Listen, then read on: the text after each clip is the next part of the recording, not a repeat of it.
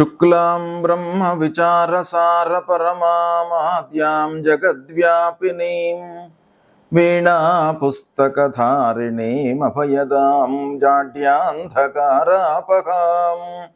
हस्ते स्फाटिकमालिकां विदधतीं पद्मासने संस्थितां वन्दे तां परमेश्वरीं भगवतीं बुद्धिप्रदां शारदां। श्री महागणाधिपतये नमः। श्री महासरस्वत्यै नमः। श्री गुरुभ्यो नमः।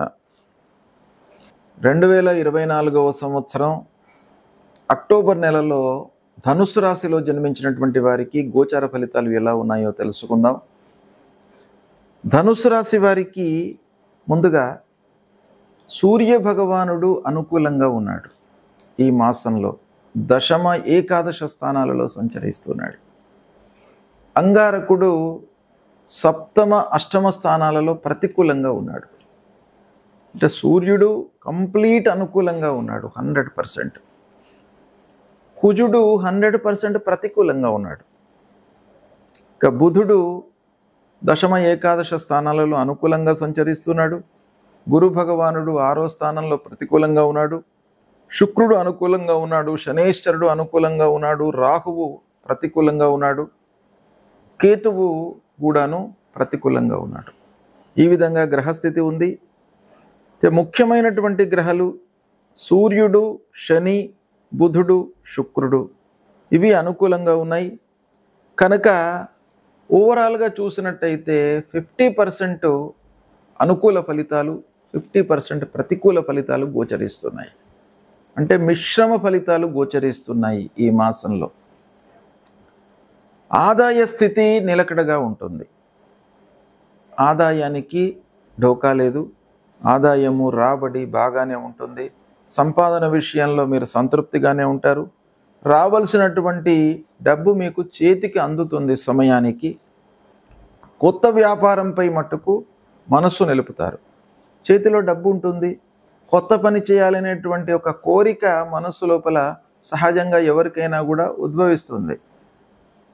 అలాంటి ఆలోచనలు వస్తాయి. అయితే మీరు కొంత జాగ్రత్తగా, గురు రాహువులు ప్రతికూలంగా ఉన్నారు కాబట్టి కొంత ఆలోచించి పెట్టుబడులు పెట్టినట్టయితే మీకు కలిసి వస్తుంది. భార్యా పిల్లలతో సంతృప్తిగా ఉంటారు.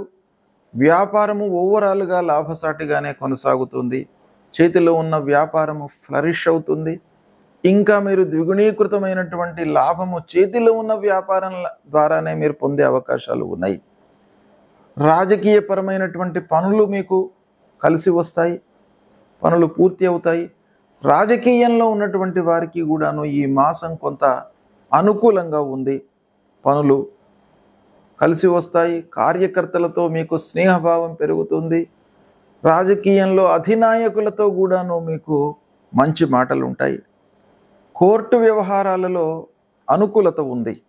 ఉద్యోగస్తులకు ఆఫీసులో తోటి వారితో సామరస్యంగా ఉంటారు. వాతావరణం మీకు అనుకూలంగా ఉంటుంది.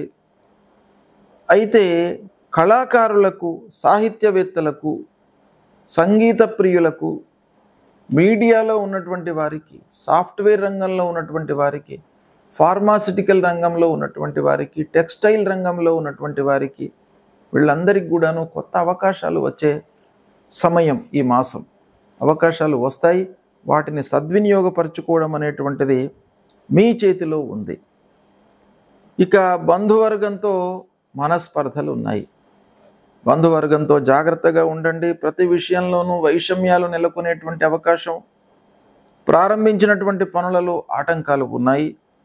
శుభకార్యాల విషయంలో ఆర్థిక స్థితి అనుకూలంగా ఉన్నప్పటికీ సరి అయిన సంబంధాలు దొరకకపోవడంతో, మనకు సూటబుల్ మ్యాచెస్ దొరకకపోవడంతో అమ్మాయి వివాహమే కానివ్వండి, మీ అబ్బాయి వివాహమే కానివ్వండి, కొంత ఆలస్యం అందులో జరిగే అవకాశాలు ఉన్నాయి. ఇక ప్రయాణాలలో ఆటంకాలు గోచరిస్తున్నాయి. తీర్థయాత్రలు చేయడంపై మనసు నిలుపుతారు. దేవతా గురుభక్తి పెరుగుతుంది. ఈ విధంగా మీకు ఫలితాలు ఉన్నాయి. అయితే ధనుస్సు రాశి వారికి ఫలితాలు ఈ విధంగా ఉన్నప్పటికీ ఏ గ్రహాలు బాగా లేవు, ఏ గ్రహాల మూలకంగా మనకు అనర్థము ప్రతికూలము జరుగుతుంది అనే విషయాన్ని మనం చూసినట్టయితే ముఖ్యంగా 6వ స్థానంలో బృహస్పతి సంచరిస్తున్నాడు. ఈ 6వ స్థానంలో బృహస్పతి సంచరించడము ప్రతికూలం కనుక గురు ప్రీత్యర్థమై మీరు పరిహారం చేసుకోవాలి.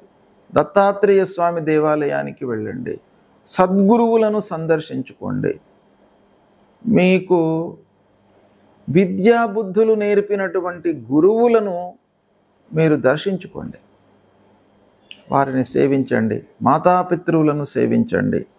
దేవానాంచ ఋషీణాంచ గురుంకాంచన సన్నిభం వందనీయం త్రిలోకానాం తన్నమామి బృహస్పతిం అనే మూలమంత్రాన్ని ప్రతినిత్యం కూడాను జపించండి. తర్వాత రాహువు కూడాను అర్ధాష్టమ స్థానంలో ఉన్నాడు. రాహు ప్రీత్యర్థమై అర్ధకాయం మహావీర్యం చంద్రాదిత్య విమర్దనం సింహికా గర్భసంభూతం తం రాహుం ప్రణమామ్యహం అనేటువంటి ఈ మూలమంత్రాన్ని రాహు ప్రీత్యర్థమై ప్రతినిత్యం కూడాను చదువుకోండి. అమ్మవారిని సేవించండి. అమ్మవారిని సేవించినట్టయితే మీకు అన్నీ కూడాను అనుకూలిస్తాయి.